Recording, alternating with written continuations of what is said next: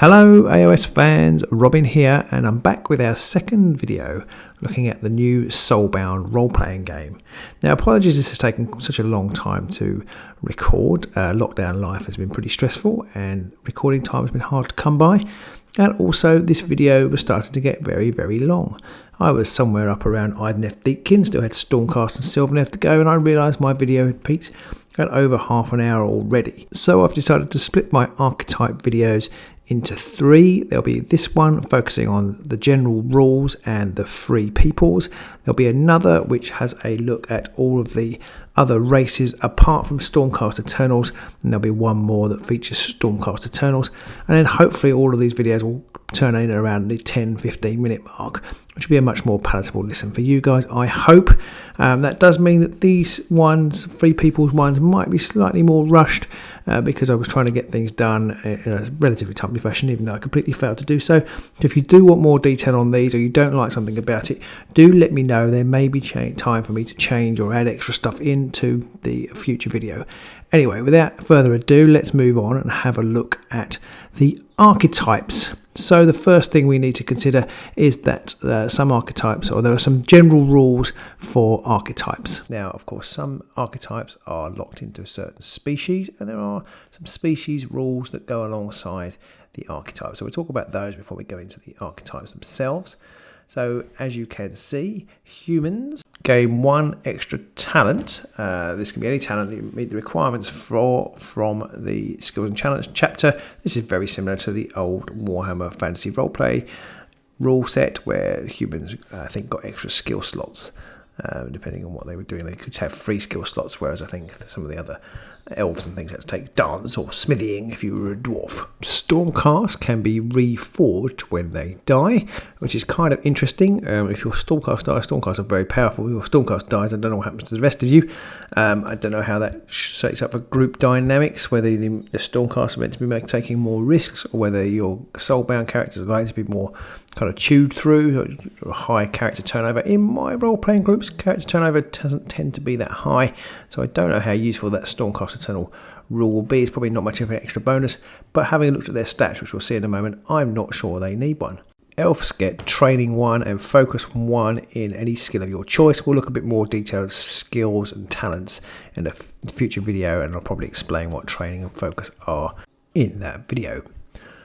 Dwarden, maximum number of wounds increases to 2, presumably representing how hard and tough they are. And the Sylvaneth, their base armour is 2. If natural armour is damaged, then it regrows and is repaired after a rest. But they cannot wear ordinary armour, but they can toughen up their armour in other ways, which we'll probably look at again in a future video. So a quick note on skills. Each archetype has a set of skills that go with it. Each one has a core skill, which kind of defines the archetype. So channeling for the Battle Mage, or crafting for the Indrin Master, and so that's the definition. So everybody has that the same, and then you start to get the flavours of your characters, where you add the flavour to your character by the different skills that they have. Their skill set can be unique to everybody else's. I mean, I guess two people could choose the same skills, but I guess it's unlikely. So there's no random attribution of skills as there was in old Wolfrup, and perhaps I should stop those comparisons, but to me they're interesting. Here, your character flavour is entirely defined by you, depending on how you deploy your skills. You start with Training 1 and Focus 1 in your core skill. Training and Focus, sort of, as they kind of sound, show how good you are at something. Further flavour to your talent and skills are given through your talents. These kind of define how your skills manifest, I guess is the best way to look at it. And it gives you a bit of more flexibility to really define your character as yours, sort of make it your own and tailor it to how you want it to play. A quick note on gendered archetypes. Some of the archetypes appear to be at least specifically gendered, and I think traditionally role-playing games and Warhammer has been quite a male-dominated arena, but the creators of the game are very keen to point out that you can change the rules or come up with your own reasons why your creations are the gender that they are. Nobody playing the game should feel constrained by what are basically, at the end of the day, fictional conventions, if you like. The way we create our characters or define our characters is through our XP spend. Each archetype is given a certain number of XP that they can spend to improve and specialise in. So you choose your skills, and each time you add a training or a focus in a skill, then you have to spend XP, which is, as I say, given by your archetype.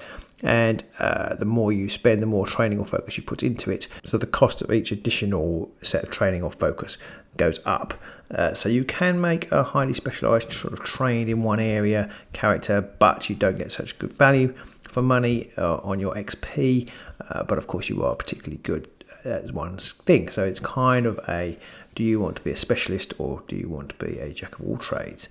I personally think maybe being a jack of all trades is more interesting. However, quite often in role-playing systems, and I don't know whether it's true of this one, being a specialist actually pays better dividends on the tabletop. It's probably worth pointing out that for talents, there's no XP spend, just each archetype gets a certain number of talents they can spend from the list. So you just pick 1 or 2 or 3 or whatever the number is, but you can't sort of specialise in them or do extra focus. Having said that, it probably is worth noting that as you go through the game and you gain experience points in games after character generation, after you've played some adventures, you can then invest in new talents. I think it's 2 XP per new talent, and some talents do enable you to power them up. So new skills and talents are available as your characters progress, and obviously you can get talents that are predicated on other skills, and you can learn those as your character levels up, as it were. But enough about that, let's get on and have a look at the free peoples themselves. Now, I think the free peoples is possibly the most interesting aspect of Warhammer AoS universe to me, probably because I'm a big Empire fan, big old world fan, and this is kind of like the last vestiges of those people. They're split into various groups, including the Collegiate Arcane, which are kind of effectively your spellcasters, and they have an interesting and fascinating setup. You've got the Devoted of Sigmar, who are effectively they devote their life to preaching to Sigmar, and they are clearly mostly humans. The Scourged Privateers, effectively elf pirates, or elves in the form of the Darkling Coven. I always struggle to get my head a little bit around these guys. They were the kind of dark elves of old, the witch elves, dark rituals and terrible sorceries, but shadowy figures. But they are in the Order. And they obviously still carefully avoid the attention of the Order of Azir, it says there. So there's a bit of already a dynamic in your group if you've got both types of people in your binding, but nevertheless a fascinating facet of the game to play. The rulebook does go on to talk about how the kind of people chosen to be soulbound are exalted by the common free peoples, almost seen as warriors of the gods. So it kind of is all about how the free people, if you are free people, you could be elevated to being soulbound, to forming a binding, to do the work of Sigmar and the other gods of Order, which is all very interesting and adds to that kind of feel of epic heroism that you get in the game. Okay, now let's start looking at the archetypes proper, opening up with the Battle Mage. A wizard of the College Arcana trained to harness the magic of the realms to devastating effect. So here's the Battle Mage, and this is our first look at an archetype card.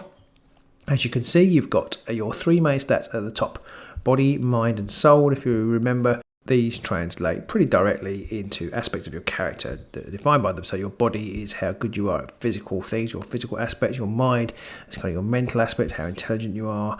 And your soul is kind of your drive, your psychology, your metal is what's defined by your soul, your inner being and your determination. You'll see that the point spread across the attribute adds up to 7.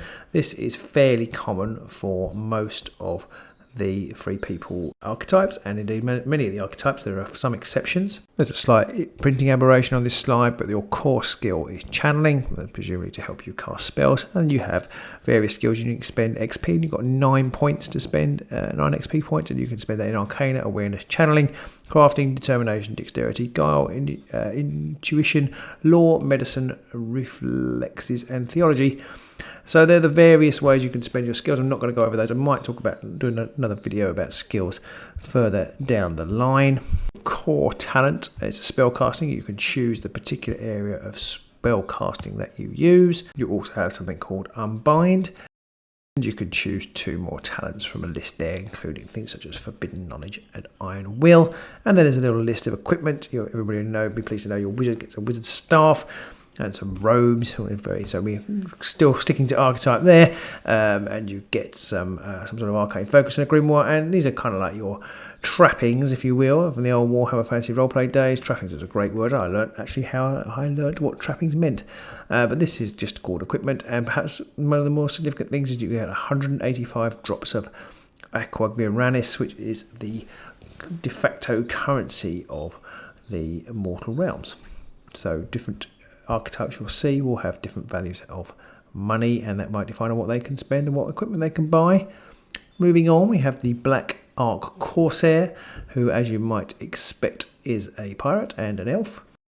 Looking at the Black Art Corsair, they have a slightly more even distribution of mind, body and soul, which is 3-2-2. Their species is an elf, and their core skill is weapon skill, and they have things like athletics to choose from. They actually have 12 XP they can spend, presumably because they can't wield fireballs as one of them, and they can choose from skills like ballistic skill to top with their weapon skill, dexterity, nature, reflexes, kind of more rangery. You can sort of see they fit in with being a pirate. Their talents include something called the bigger they are, which is one of their core talents, and then they can be ambidextrous. I always like an ambidextrous character, and fearless and hunter, and relentless assault. But also they can be silver tongued too, but you have to choose 4 of those. And the equipment, you do get your Corsair armor, which is medium armor, a repeater handbow, and a cutlass. So you are a proper pirate, but they're not a very terribly wealthy pirate in comparison to the mage. You only have 45 drops of Aqua Guaranis. Next up is the Darkling Sorceress, a master of enchantment and illusion. Everyone else is a tool to satisfy your whim, just like being the GM, I guess. So the Darkling Sorceress is a little bit like a kind of more specific version of the Battle Mage. She has slightly less good mind stat. She's 1-3-3, so her soul is a little bit better and her mind is a little bit less than the Battle Mage. And if you look at her core talent, her spell casting she can only use the grey element. Now the spell types are similar to the old Wolflook ones that they brought in partway through, the different colours and colleges of magic, and grey is kind of the shadowy from the room of Olgu, and it's kind of shadowy, misty magic to do with deception and disguise and things like that, which fits in with the kind of slightly sinister background of the Darkling Sorceress. As you can see, she's got 9 XP to spend on skills. There's nothing too exciting there. You've got channeling again, and her core skill is channeling. She can expend some effort in weapon skill to give her a bit of edge on the battlefield as well.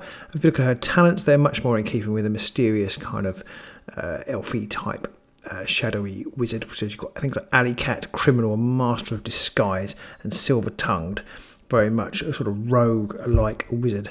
Equipment, dark leather, because what self-respecting Darkling Sorceress would turn up in light leather. An ebon dagger, because again, why would you use the shiny silver one? And 220 drops of Aqua Guaranis. By the fate of alphabetic juxtaposition, next we have the Excelsior War Priest, who's probably very uncomfortable sitting next to a Darkling Sorceress for the rest of its life. Be interesting to see how these two could play out in a party together. I imagine the War Priest would probably want to smite the Darkling at every available opportunity.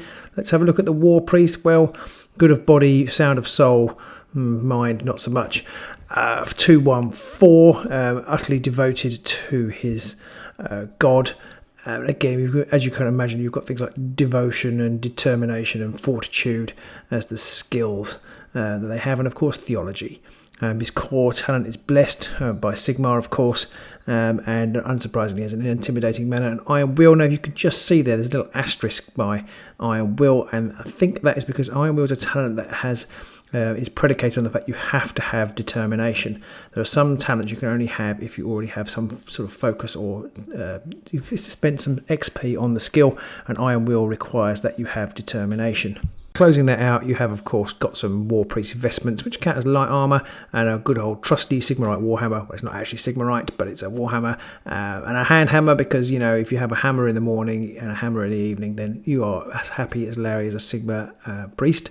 You do have your tome and your holy, which is a holy symbol, apothecary statue, and you get 160 drops of Aqua Guaranis. He's clearly been dripping into that collection tray.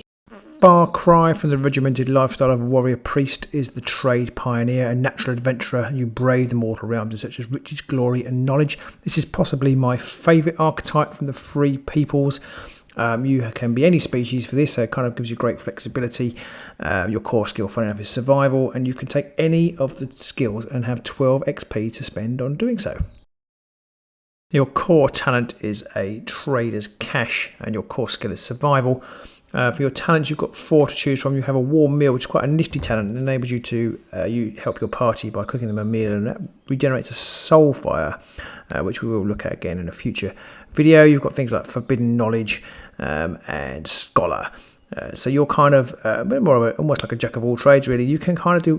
This character is very flexible. You can do what you want with it.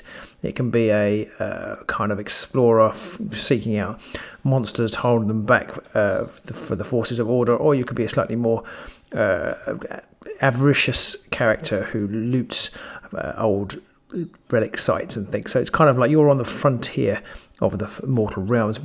I kind of get the impression the mortal realms are relatively unexplored and obviously full of horrible monsters. So the explorer is a great character to explore, if you will, the sort of limits of the system, and the limit really is bounded here only by your imagination, which I think is a great character to have. I would probably choose to play one of these. Trade Pioneer does actually give rise to a couple of neat mechanics here, because the trader's cash, his core talent, enables you to have the item that you need at the right time, which is quite interesting. Obviously you don't just get what you want, but you've got a chance that maybe you've got a little store that's very handy for the party, and you might be able to get the item you particularly need out of it, which is quite neat. And the Loyal Companion, which is a story. There's various creatures, various people have this skill, and it enables you to basically have your own companion, which you can then do things with, and can help you out. Because it's always a bit of a buy for the GM, and people often forget to use them. But it's a great little mechanic to have, and a lot of people like to have their characters to have pets. So that is Loyal Companion.